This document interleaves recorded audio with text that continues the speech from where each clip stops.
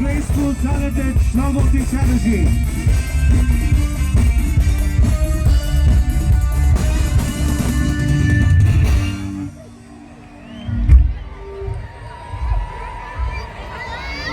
সন্দীপন, আমি আসার আগে ভাবছিলাম যে এই গরমে আমাদের ভালোবাসার দর্শক কি আসবে আমাদের এই অনুষ্ঠানটা এনজয় করতে।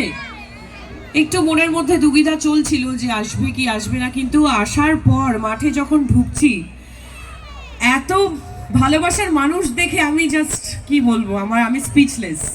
এই গরমটাকে উপেক্ষা করে আপনারা যে এসছেন আজকে এই শোতে, এই ফাংশনে, এই অনুষ্ঠানে, থ্যাংক ইউ সো মাচ। তো এবার আপনাদের জিজ্ঞেস করব, কেমন আছেন সবাই? গরম লাগছে?